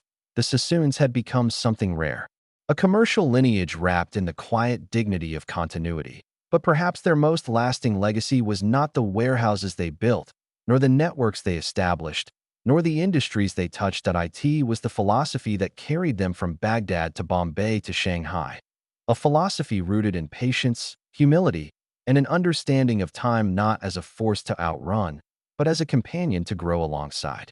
Their rise had never relied on dominance. Their influence had never relied on spectacle, and their longevity did not rely on ambition alone. It relied on the simple, persistent belief that stability, carefully tended, quietly nurtured, was the most powerful force in a world ruled by change. And so, in the closing years of the century, the Sassoons found themselves holding a place in history that was both understated and undeniable. A family that rebuilt its life across oceans, that a commercial house that shaped the rhythms of Asian trade, and a name that, for decades, had moved through the world with the quiet weight of trust as the century prepared to turn, and as Shanghai braced for new chapters shaped by forces no merchant could control, the Sassoons stood in a rare position, balanced between the world they had inherited and the world they had helped shape, that a legacy in motion, that a presence still deepening, and a story that would continue long after the ships of their era drifted into memory. As the world moved into the final years of the 19th century, the Sassoon story entered a new and quieter phase, a phase where the weight of their past blended seamlessly into the rhythm of daily life across the regions they had helped shape. Their influence no longer felt like something rising, it felt like something settled, woven into the fabric of cities whose transformations they had witnessed from their earliest days as cautious newcomers. Shanghai, now a bustling port humming with industry, carried traces of the Sassoon presence in subtle ways. Workers loading crates onto ships spoke of the family's warehouses as reliable landmarks. Merchants referenced their offices as points of stability in an increasingly complex financial landscape. And the city's evolving architecture, taller, sturdier, more modern, surrounded the Sassoon compounds like a testament to the decades of quiet endurance that had guided the family into its role as one of the region's enduring institutions. But influence, for the Sassoons, had never been about monument or spectacle, it had always been about continuity. The slow, patient work of maintaining a presence that could weather the soft tremors of economic change and the deeper shocks of geopolitical uncertainty. This continuity became especially important as the world entered a more volatile period. China was shifting. The Qing dynasty faced internal pressures unlike any it had experienced before: social strains, economic hardship, political unrest that flickered like distant lanterns in places far from the coast. Foreign settlements, once small enclaves, grew into structured districts with banks, law courts, and trading houses that operated under their own legal systems, creating a layered, complicated environment. Through these changes, the Sassoons remained steady. They did not attempt to shape the political landscape. They did not align themselves too closely with shifting powers. Their approach stayed rooted in the same principles that had carried them from exile to influence. Listen carefully, act calmly, and avoid becoming entangled in forces beyond their nature. This restraint gave them a rare advantage. They moved around conflict rather than through it, adjusting their routes, diversifying their holdings, and strengthening their communication with Bombay and Hong Kong whenever they sensed instability. Meanwhile, their operations continued to expand in gentle arcs that mirrored the family's temperament. In Bombay, the textile mills they had established took on lives of their own. Workers arrived each morning to the soft hum of machines spinning cotton into thread, a sound that echoed across neighborhoods as a quiet symbol of steady employment. The mills provided stability to thousands, their rhythms becoming part of the city's own heartbeat. In Hong Kong and Singapore, the family's offices matured into hubs that connected British, Indian, and Chinese commercial networks. These hubs operated with the same understated structure that defined every aspect of the Sassoon rise: calm rooms, soft-spoken clerks, ledgers filled with precise numbers, and a pace that moved just slightly slower than the world around it, ensuring nothing was missed. And in Shanghai, the family's presence entered a new generation. Younger members of the Sassoon lineage began taking on responsibilities once held by their fathers and uncles. They brought new perspectives shaped by modern education and travel, but they also inherited something more fragile: the memory of their family's beginnings, the exile that had forced them to rebuild from nothing, the quiet discipline that had been their guiding principle.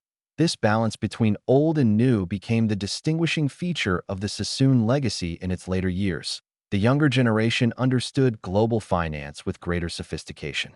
They followed commodity markets with the help of emerging technologies. They navigated international diplomacy with a sensitivity shaped by their upbringing in multicultural environments. Yet they remained anchored by the same calm posture that had defined their predecessors. They expanded carefully into real estate, acquiring properties that would later form the backbone of their presence in Asia. They strengthened relationships with Chinese merchants, not through aggressive terms, but through mutual respect. A continuation of their father's early emphasis on trust, they diversified their trade portfolios, ensuring that their operations could survive the unpredictable shifts shaping Asia's economic and political landscapes. Throughout these transitions, the Sassoons maintained a pattern of behavior that set them apart from other foreign merchant houses. They did not seek control, they sought connection.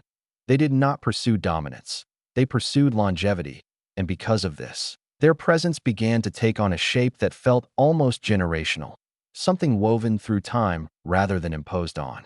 To the workers who passed their warehouses each morning.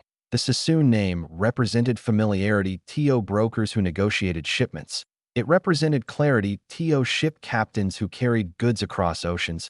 It represented dependability. And to the younger members of the family who walked along the bund at dusk, listening to the quiet murmur of the river, it represented something deeper. A legacy built not from dramatic triumphs, but from decades of gentle persistence. As the century approached its end, the Sassoons stood at a quiet threshold. They had become a steady presence in a world that was beginning to move faster than ever before. Their influence extended across continents, yet remained grounded in the soft, deliberate decisions that had shaped their identity from the beginning. But change, vast and complex, was drawing near. New powers would emerge, old systems would falter. China would enter a period of transformations more intense than anything the family had yet witnessed, and through it all, the Sassoons would face a question no generation before them had needed to ask. How does a legacy built on stability endure in a world accelerating beyond its original pace? Their answer, quiet, steady, and deeply rooted, would shape the final chapter of their story. As the 19th century gave way to the 20th, the world entered a period of profound transformation, a time when the forces that once shaped global trade began rearranging themselves with a momentum too vast for any single family, firm, or empire to predict. Steamships multiplied, telegraph lines connected continents with an immediacy once unimaginable. Nations redefined themselves, and long-standing systems of commerce, including those that had supported the Sassoon rise, shifted toward new, unfamiliar arrangements that in this evolving landscape. The Sassoon legacy began to take on a new form, not disappearing, not fading, but softening into something more atmospheric, a presence that lingered quietly within the memories of the cities they had nurtured. Shanghai, now a thriving international metropolis, carried the imprint of their presence even as the world around it changed. The warehouses they had built stood like quiet markers of another era, sturdy buildings with thick wooden beams and stone foundations that held the echoes of decades spent moving cargo across oceans. Even when other firms surpassed them in size or prominence, these structures remained as reminders of a time when commerce grew from relationships rather than spectacle. Workers who walked past these buildings each morning still spoke of the Sassoon docks, a phrase passed down through habit more than knowledge, echoing the role the family once played in shaping the city's early commercial architecture. In Bombay, the mills they established continued to hum through the nights, their machines spinning threads that would travel across markets far removed from the city where the family's journey resumed after exile. The neighborhoods that formed around these mills grew into communities whose rhythms owed much to the steady employment provided by the Sassoons.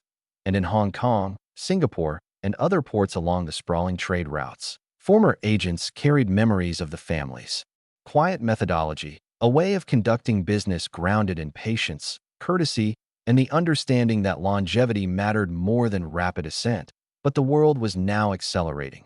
Industrial powers competed for influence across Asia. Technological change compressed time and distance. Political movements swept through China, altering the environment that had once been familiar and predictable. And new financial systems began replacing the older frameworks that had governed international trade. For most of the century, through these transformations, the Sassoons faced a challenge they had eluded for generations: how to preserve identity in a world that no longer rewarded the slow, deliberate pace that had once been their greatest strength.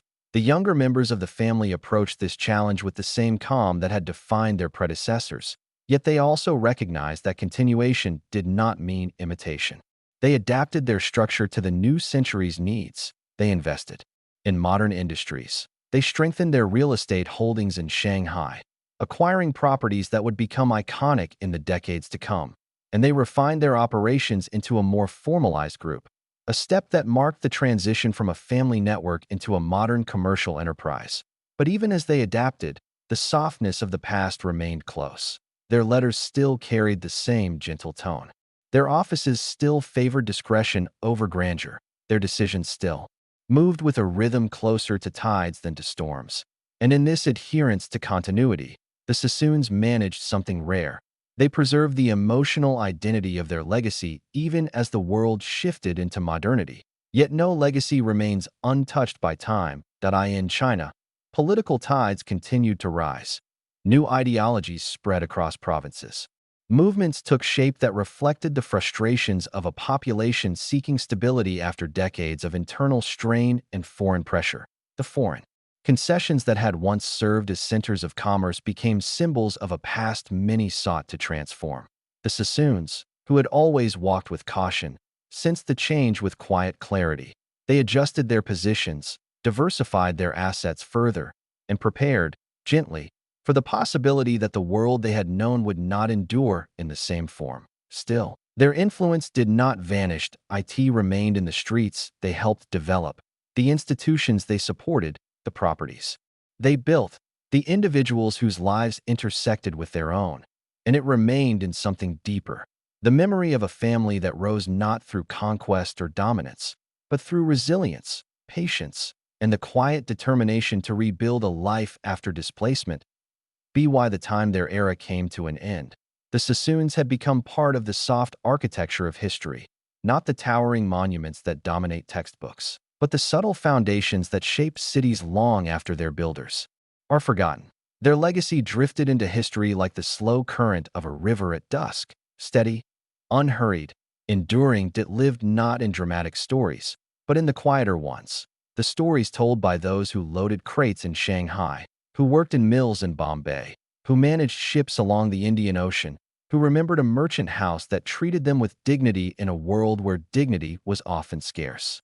And so the Sassoon story ends not with a moment of triumph, but with a soft, lingering presence, a reminder that influence does not always announce itself loudly, and that power built on patience tends to last far beyond the empires that shaped it. A family once exiled had become part of Asia's commercial memory.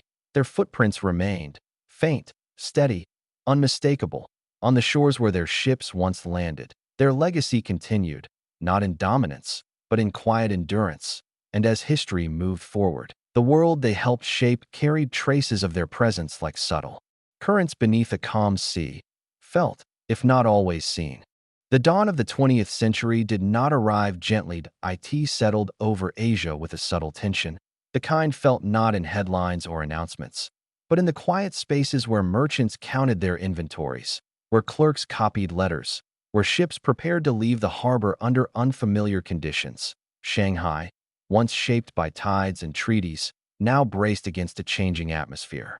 New political ideas swept through its streets, ideas carried by students returning from abroad, by newspapers printed in hurried batches, by voices calling for a China that could stand apart from the pressures that shaped it for so long.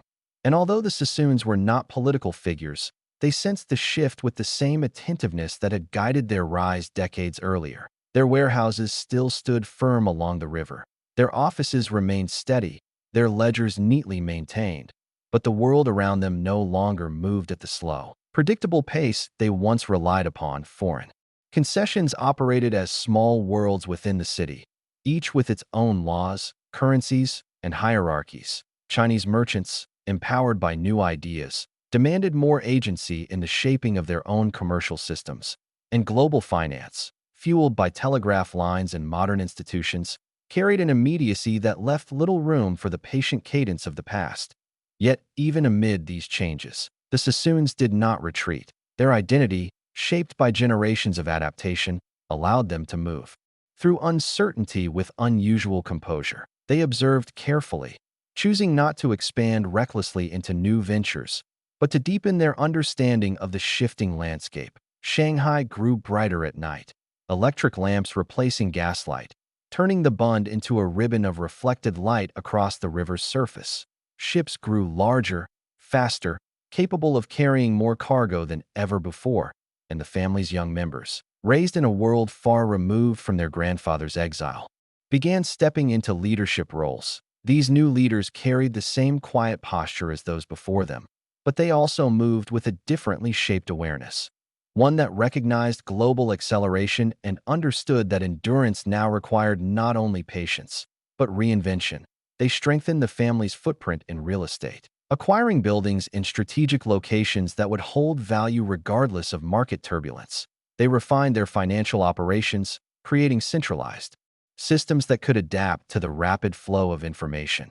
And they continued nurturing relationships with merchants across cultural boundaries, understanding that trust remained the most stable currency in times of change. Yet beneath their composed progress, a question began to take form. A question that neither their ledgers nor their experience could easily answer. How does a legacy built on slow, deliberate movement endure in a century defined by speed? This question lingered in the background. As the world around them shifted again, political transitions in China, competing foreign interests, and the early signs of fragmentation in systems once held together by imperial negotiations, the Sassoons did not fear these changes. They had survived worse: exile, migration, uncertainty, but they understood that the path ahead would not resemble the one behind. And so, in the quiet of their Shanghai offices, by lamplight that shimmered against polished ledgers, the next generation began preparing for a new phase, one shaped not by expansion alone, but by preservation. Not preservation of wealth alone, but preservation of identity, of continuity, of the soft, deliberate rhythm that had defined their family through every era of their rise. The gentle machinery of their legacy was still turning, but the world around it was beginning to move faster than ever before.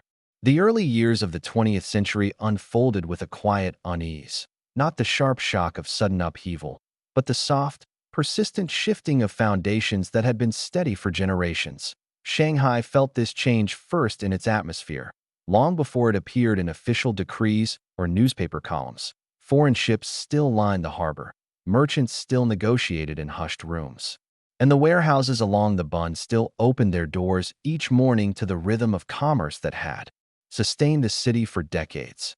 Yet beneath this daily continuity, something subtler was taking shape. China was awakening to new ideas. Students returned from Japan, Europe, and America carrying unfamiliar philosophies, systems of thought that challenged old hierarchies and encouraged a generation to question structures that once seemed immovable. Workers talked softly of reform. Intellectuals gathered in tea houses, their conversations drifting between literature, economics, and the future of the nation. And while the Sassoons were not political actors, they sensed the tremor beneath these conversations, a shift in the emotional landscape of the country they had lived and worked within for so long. Their offices in Shanghai had always been places of order, paper neatly stacked, ledgers aligned, clerks moving with the quiet discipline that defined the family's approach to business. But by now, the reports arriving each week felt different. Prices fluctuated more rapidly, regulations shifted. With little warning, local partners spoke of uncertainty in the provinces and changes in attitudes toward foreign settlements. Even the harbor, once predictable in its rhythms, became a place marked by the arrival of new ships, new technologies, and new ambitions. The Sassoon response was characteristic of their legacy: calm, deliberate, observant. They did not withdraw. They did not accelerate. They adjusted. Their younger members, raised between cultures, educated across continents, stepped forward with a gentler kind of confidence, carrying with them the memory of the family's past and the awareness of the world that was emerging. They reviewed trade routes with fresh eyes, identifying which paths were becoming too volatile and which offered stability. They expanded their textile operations in India, reinforcing the industries that had become central to their long-term security. They began strengthening their real estate portfolio, sensing that land, unlike trade, carried a steadiness that markets could not easily disrupt. But even as they adapted, they remained attentive to the deeper emotional truth of the moment. Shanghai was entering a new chapter, and foreign firms could no longer assume they existed outside the currents shaping China's transformation. The Sassoons moved gently within this reality. They cultivated stronger relationships with Chinese partners, recognizing that the future would require collaboration rather than distance. They listened more intently than ever before to concerns, to expectations, to the shifting tone within the city's commercial networks. They approached every negotiation with heightened sensitivity, understanding that respect, now more than ever, mattered as much as profit. In the evenings, when the lamps along the bund cast a soft glow across the river, members of the family often sat in their Shanghai residences, reviewing the day's correspondence with a quiet concentration. The city outside had grown louder, trains rattling over. New tracks, trams moving through widened streets, crowds filling districts that had once been nearly empty. Yet within their rooms, a sense of stillness remained. They understood that while the physical shape of Shanghai was changing, its soul was also shifting, subtly, slowly, but unmistakably. And they understood something else. Their own legacy would need to evolve alongside it, and no longer could they rely solely on the systems that had carried them through the 19th century, and no longer could they assume stability would return after each period of unrest. The world was becoming more immediate, more connected, more volatile. Yet, rather than resisting these changes, the Sassoons leaned into the lessons that had defined them from the beginning. Adaptation is endurance. Patience is strength. Listening is a form of foresight. And so, as China stepped further into a new century, the family who once fled Baghdad continued to move with a rare balance, rooted in tradition, open to change, and always attentive to the quiet signs that guided their path forward. Their legacy had entered a new phase, not yet in decline, not yet transformed, but suspended in a delicate moment of transition, a moment when the world around them shifted, and they, with the calm of experience, shifted with it. As the years drifted deeper into the 20th century, Shanghai entered a phase of transformation that felt both inevitable and uncertain. The city had long been shaped by tides and treaties, by foreign ambition and local resilience, yet now it carried an atmosphere that was harder to read, a quiet intensity that lingered beneath daily routines. Ships still arrived at dawn. Merchants still negotiated under the glow of office lamps. Clerks still copied ledgers line by line with the steady patience that had defined the Sassoon world for generations. But the predictability that once guided these rhythms had softened. The streets were filled with more voices, more ideas, more movement. Trams rattled along new routes.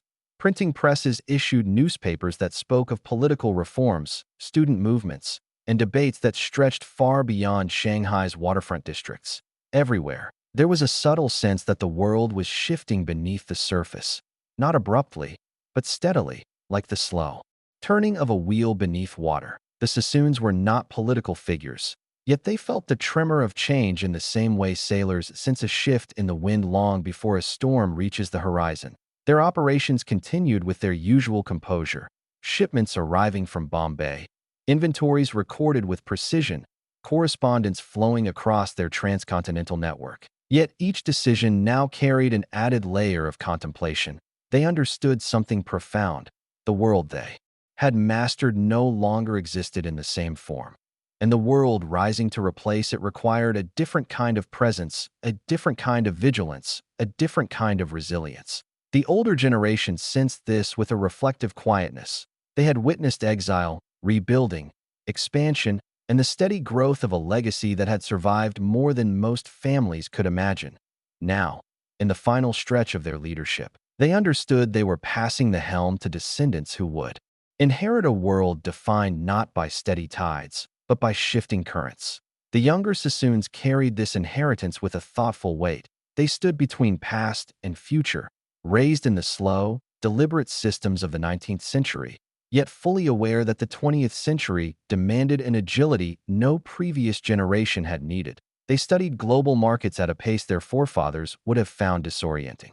They monitored political movements across China with quiet, watchful eyes, and they expanded their real estate holdings not only as investments, but as anchors, stable ground in a world that was beginning to move too quickly for comfort. Despite the changes, Their emotional center remained steady.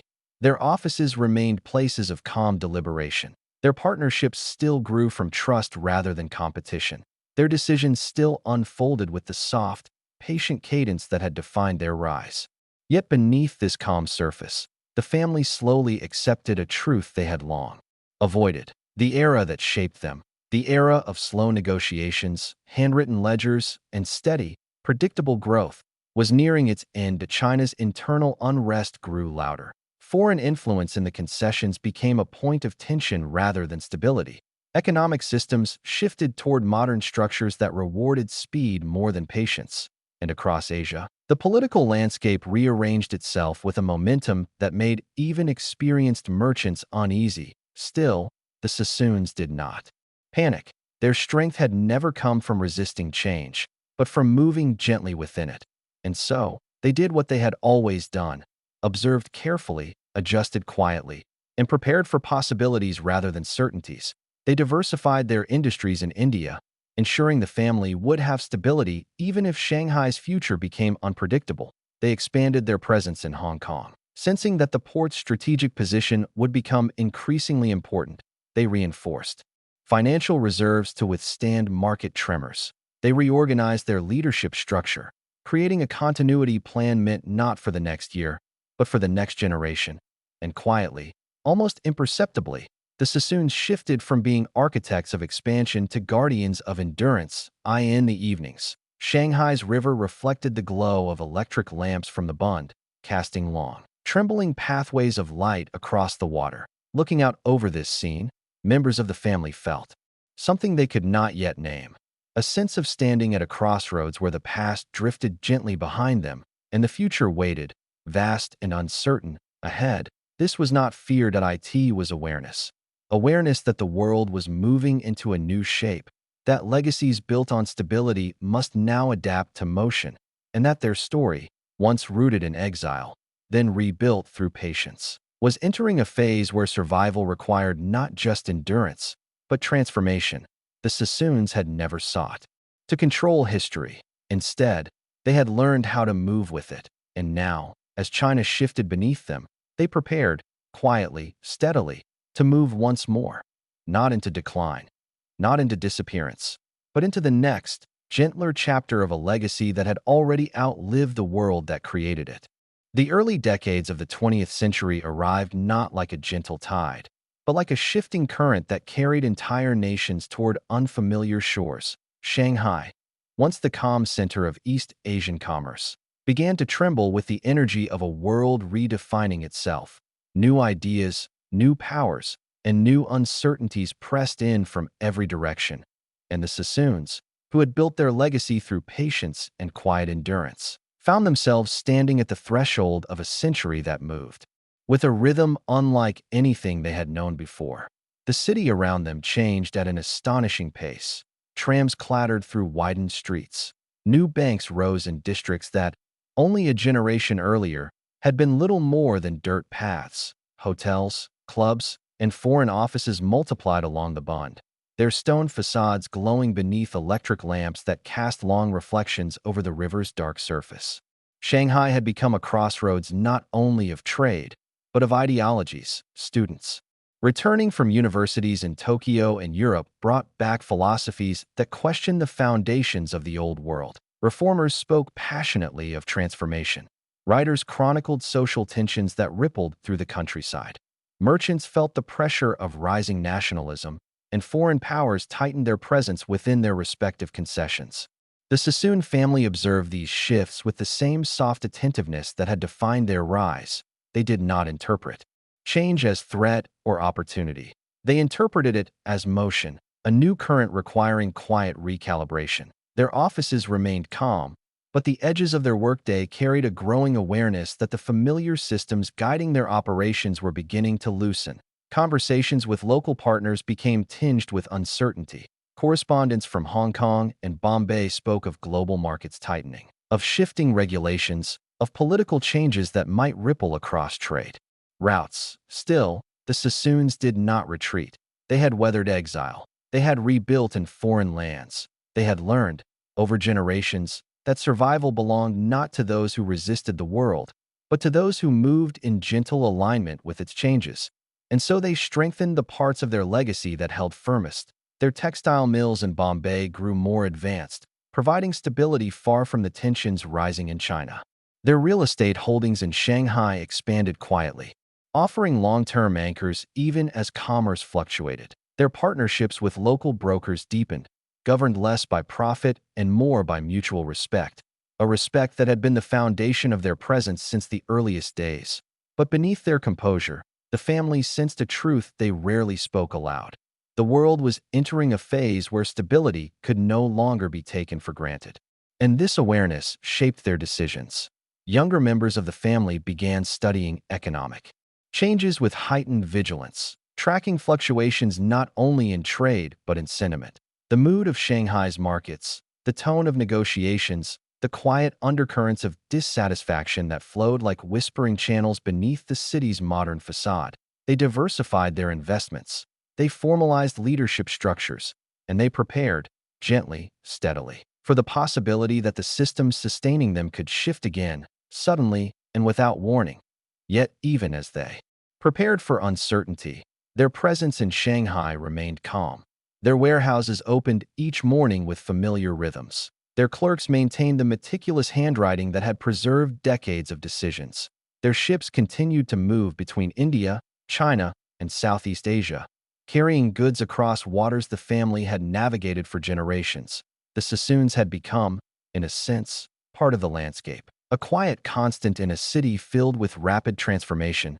They did not seek to steer Shanghai's future, but they sensed that the city, and China itself, was drifting toward a moment when the past would no longer resemble the present, at a moment when their legacy, shaped by stability, would face a test no earlier generation had encountered. For now, though, the storm remained distant. Life continued, commerce flowed, and the Sassoons, watchful, patient, poised between eras, prepared themselves for what lay beyond the horizon. Their story was entering a new chapter. Point one, not defined by rise, nor by consolidation, but by adaptation in the face of a world tilting into modernity. As the 20th century unfolded, Shanghai's glow grew brighter. Yet beneath its lights, a subtle fracture line stretched across the city. The untrained eye. The Bund still shimmered each night beneath electric lamps. Ships still drifted along the river, and merchants still filled the corridors of trading houses with soft conversation. But for those who lived within the rhythm of the city, a new tension had begun to pulse beneath the surface. The Sassoons felt this tension not through sudden events, but through small shifts that appeared quietly, almost gently, in the corners of their daily routines. That a partner hesitated before signing a contract, that a long-trusted broker mentioned unrest in his hometown, that a shipment that once passed easily through customs now required additional documentation, and conversations that once felt relaxed now carried a weight. An unspoken awareness that the boundaries separating cultures, markets, and political worlds were beginning to tighten. Shanghai was changing, not rapidly, not violently, but steadily, like a tide inching upward in small, measured breaths. Foreign concessions still operated as distinct enclaves, each with its own laws, guards, and commercial systems. Yet outside their gates, the tone of the city had shifted. Nationalism grew quietly in schools and tea houses. Families spoke of change with a mixture of hope and apprehension, and merchants, both Chinese and foreign, began preparing for a future they could sense but not yet define. The Sassoons responded as they always had, with stillness, with awareness, and with a careful ear tuned to the tone beneath the noise. Their agents walked through the markets each morning not merely to inspect prices, but to listen to the cadence of conversations, to the mood of the streets, to the quiet signals that revealed more about the future than any formal report could. Their younger leaders approached this period with a calm rooted in tradition but shaped by modern understanding. They recognized that Shanghai's prosperity no longer guaranteed stability, and so they began building subtle layers of protection into the family's operations. They diversified their shipping routes, ensuring no single port became indispensable. They strengthened partnerships with Chinese intermediaries, aware that local trust would matter more than foreign influence in the years ahead. They quietly shifted parts of their capital into stable holdings, property, mills, long-term investments that could withstand fluctuations in trade. Yet, even as they adjusted, they never abandoned the soft rhythm that defined them. Their warehouses still opened with gentle predictability. Their clerks continued their work with the same slow, deliberate handwriting passed down through generations. Their negotiations remained marked by patience, never urgency. Their tone remained steady, even when those around them spoke of uncertainty, and this steadiness allowed them to move through the shifting city with a kind of grace. Where other firms reacted sharply to every change, the Sassoons responded with small, thoughtful adjustments. Where others pushed for advantage, they deepened relationships. Where others braced for disruption, they prepared for continuity. But beneath this calm, the family sensed something deeper forming, a transformation not yet visible, but felt in the air, like humidity before a summer storm. Letters arriving from other Chinese ports described local uprisings and shifting allegiances. News from Beijing carried whispers of waning imperial authority. Reports from Europe and America spoke of global markets tightening and political ideologies spreading across borders. All of it pointed toward an undeniable truth. The world that had shaped the Sassoon rise was dissolving, not abruptly, but slowly, quietly. The way a shoreline gradually erodes under persistent waves in their Shanghai residences. Family members often sat together at dusk, watching the glow-off.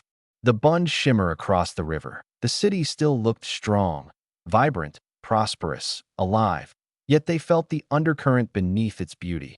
They spoke softly of contingency, of continuity, of how to safeguard a legacy built over generations in a world shifting faster than tradition could hold. But they did not speak with fear. The Sassoons had never feared change. They had lived it. Exile, resettlement, expansion, adaptation. Every chapter of their story was shaped not by the stability of the world, but by their ability to remain steady within its motion. And now, as Shanghai's foundations gently shifted beneath them, they prepared once more, not to resist the future, but to meet it with the quiet resilience that had carried them from the markets of Baghdad to the heart of Asia's greatest port. The crossroads approached. They could sense it, but they faced it with calm, knowing that endurance, not dominance, had always been the heart of their legacy. By the time the 1920s drew near, Shanghai had become a world suspended between brilliance and fragility, a place where modernity glimmered across the river's surface while uncertainty gathered quietly in its shadow. And within this delicate balance, the Sassoon family found themselves standing at a threshold that felt both familiar and new. Familiar, because they had always lived in transition. New, because the transitions approaching were deeper, wider, and more unpredictable than any the family had encountered before. The city still carried the elegance of a cosmopolitan port. The bund stone buildings rose in confident silhouettes. Hotels and clubs glowed with the murmurs of diplomats, traders, and travelers from every corner of the world. And in the foreign concessions, the rhythms of commerce continued with their usual calm. But beneath these polished surfaces, a different story unfolded.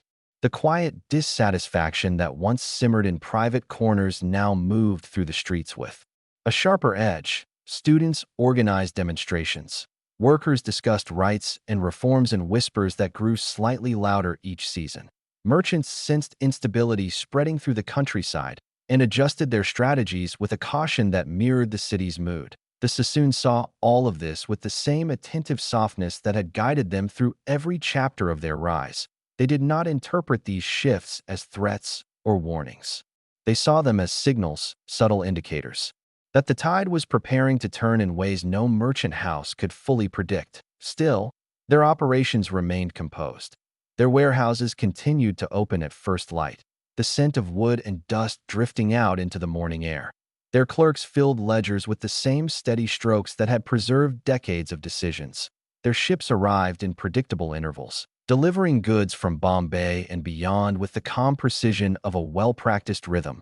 But now, every routine carried a quiet awareness beneath it, the sense that each task, each shipment, each negotiation existed within a moment of delicate balance. The younger generation, now guiding much of the family's operations, approached these years with a maturity shaped by both tradition and realism. They understood that Shanghai's prosperity was no longer guaranteed. They recognized that political transitions in China would inevitably reshape the commercial world, and they sensed that their legacy, so carefully built, might need to shift again if it was to endure. Their response was gentle, thoughtful, deliberate. They diversified further into real estate, acquiring properties in districts that would remain valuable regardless of market volatility. They strengthened ties with Chinese merchants, aware that the future of commerce in the region would depend on collaboration rather than separation. They ensured the Bombay mills remained stable, providing an anchor outside the uncertainties rising in China, and they maintained reserves, financial buffers designed to support the family no matter how the winds changed.